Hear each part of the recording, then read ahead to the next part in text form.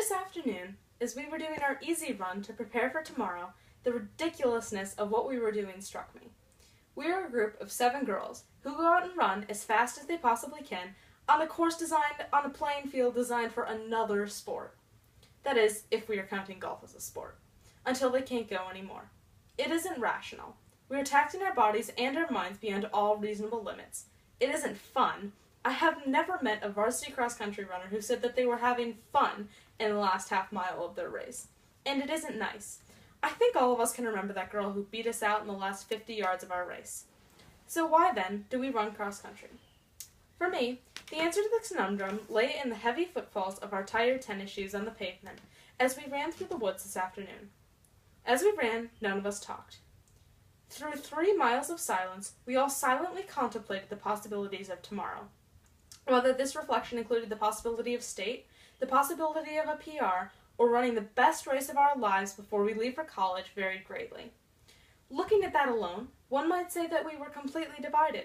Yet, as we ran, our footsteps fell in sync, our breath pulled in and out as one body, with multiple brainstems.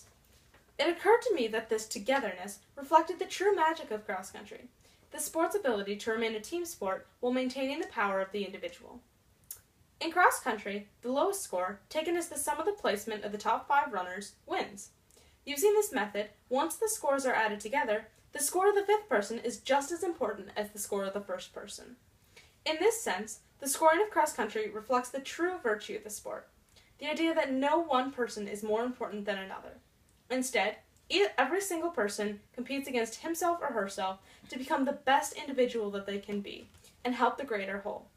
In this sense, being the best individual you can possibly be leads me back to my original theory that cross-country fosters individual development to benefit a greater whole.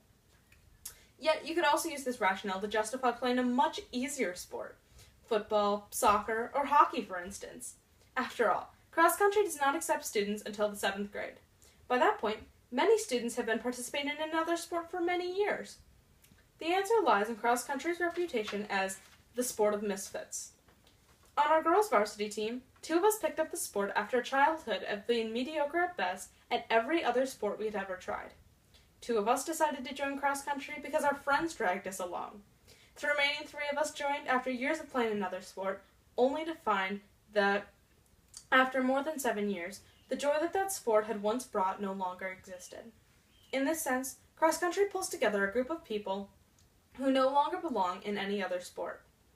The choice that comes with our decision to join cross-country, and the type A personality that usually drives success in the sport, no one else is crazy enough to torture themselves like we do, nurtures an incredible work ethic and competition among the team that drives us in practice and meets. Tomorrow, we have the opportunity to walk up to the starting line and be the best version of ourselves that we have ever been. Tomorrow, we have the chance to put ourselves out there for our teammates. Tomorrow, we have the chance to show all those people who thought that the misfits of cross-country would never succeed in athletics can be the greatest competitors in the world. Leave the course knowing that you were the best you could possibly have been. See you at the finish line.